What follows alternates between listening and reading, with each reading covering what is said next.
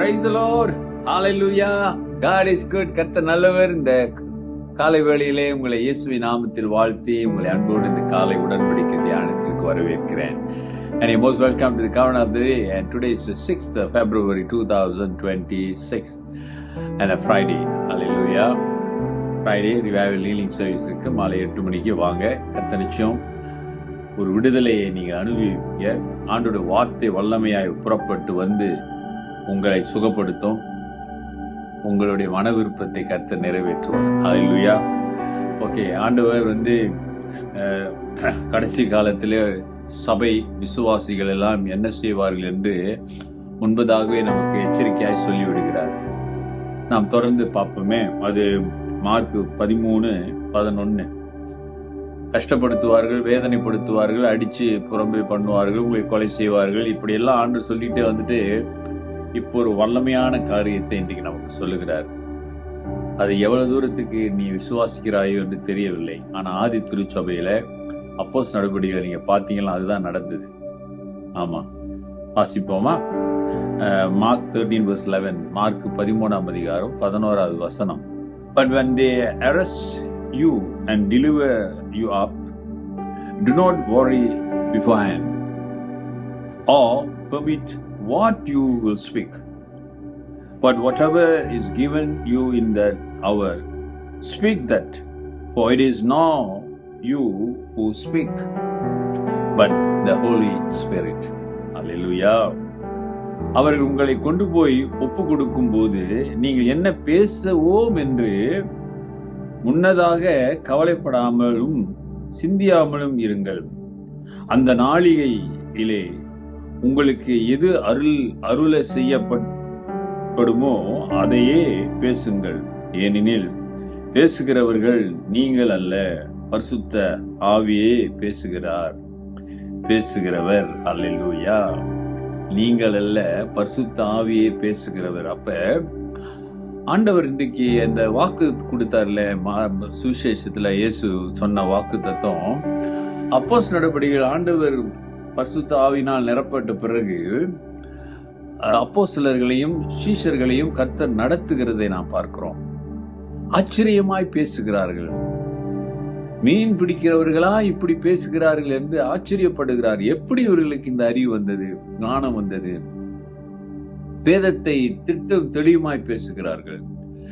இவர்கள் படிப்பு அறிவு இல்லாதவர்கள். அப்படின்னா என்ன சொல்ல வர்றாருங்க? அவன் பரிசையும் இல்லை, வேதக பார்ல இல்லை, எப்படி இவர்களுக்கு இந்த ஞானம் வந்தது?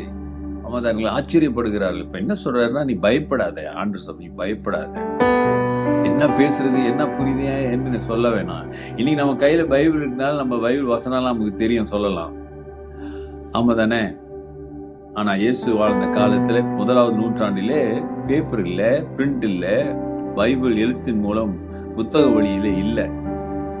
அதனால பேசுறது தான் பாருங்க.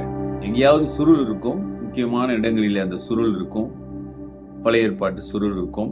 அது தீர்க்க தரிசனங்களை பேசுகிறதை கேட்டு கேட்டு மனனம் செய்து பேசுகிறது. இங்க ஆண்டவர் சொல்றாரு, ஆவியானவர் உங்களுக்கு அவர் பேசுவார். The Holy Spirit will speak. Allow the Holy Spirit to speak. Hallelujah. நீ கவலைப்படாத, நான் என்ன பேசுறது, எப்படி பேசுறது, எதை பேசுவது என்று நீ கவலைப்படாத. நீ என்ன பேச வேண்டும், என்னத்தை பேச வேண்டும், எப்படி பேச வேண்டும், எதை பேச வேண்டும் என்று பரிசுத்த ஆவியானவர் நடத்துவார் உங்களை. அருமையானவர்களே, இது ஒரு பெரிய அனுபவம்.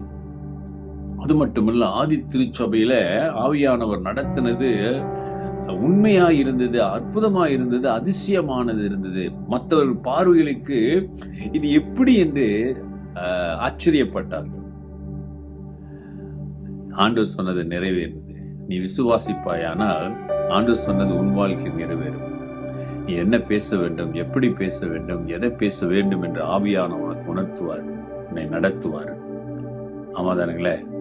ஆண்டவருக்கு ஒப்பு கொடுங்க, ஆவியானவருக்கு ஒப்பு கொடுங்க, ஆண்டவருடைய சித்தத்துக்கு ஒப்பு கொடுங்க. இது எப்படி நடக்கும், இது எப்படி முடியும், அப்படி இதெல்லாம் யோசிக்காதீங்க. அது கர்த்தர் பார்த்து கொள்வார். உன்னுடைய வேலை, என்னுடைய வேலை, நம்முடைய வேலை விசுவாசித்து நம்மை ஆண்டவருக்கு ஒப்பு கொடுக்கும் பொழுது, கீழ்ப்படியும் பொழுது, அல்லேலூயா, நீ ஆண்டவருக்கு கீழ்ப்படியும் போது அந்த கீழ்ப்படிதலை நீ புரிந்து கொள்ள வேண்டும், அறிந்து கொள்ள வேண்டும். You have to understand obedient means what? When you start to obedient to the Lord, dear brother and sister, and you can see that the Lord is leading you, guiding you, wonder things happening in your life, and you start to obey. Obedience is it's a beautiful, it's a gift of the Holy Spirit, or the fruit of the Holy Spirit, obedience. Aavin கனி, ஆவியின் வரங்கள் எல்லாம் உள்ளதுதான் இந்த கீழ்ப்படிதல். ஒப்பு கொடுங்க, கர்த்தர் பெரிய காரியங்களை செய்வார். தொடர்ந்து உங்களோடு பேசுவார். ஜெபிப்போம். நல்ல ஆண்டவரே, இந்த காலை வேளைக்காக நன்றி. எங்களோடு இடைப்படுகிற ஆண்டவர் நீர். தொடர்ந்து உங்களுடைய பிள்ளைகளோடு பேசுங்க. உங்களுடைய வார்த்தையின் வல்லமைகளை உணர்ந்து உமக்கு மகிமையாய் தொடர்ந்து வாழ உதவி செய்யுங்க.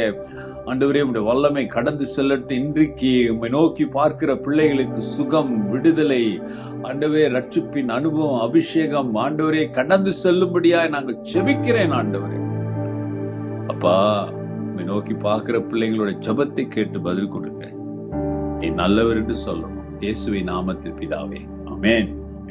சிஸ்டர், சகோதரனே, சகோதரியே, நமது ஆண்டவராகிய இயேசுவுடைய கிருபை, பிதாவின் அன்பு, பரிசுத்தாவின் ஐக்கியம் உங்களோடு உங்களை ஆசீர்வதித்து காப்பதாக. என் ஆத்மாவே கர்த்தரை ஸ்தோத்திரி, என் முழு உள்ளமே அவர் பரிசுத்த நாமத்தை ஸ்தோத்திரி. என் ஆத்மாவே கர்த்தரை ஸ்தோத்திரி, அவர் செய்த சகல உபகாரங்களை மறவாதே. என் பிரதர் சிஸ்டர், சகோதரனே, சகோதரியே, நீ என்ன பேச வேண்டும் என்று ஆவியானவர் உனக்கு உணர்த்துவார். எப்பொழுது நீ அவரை நம்பி உன்னை ஒப்பு கொடுக்கும் பொழுது. Take care and God bless.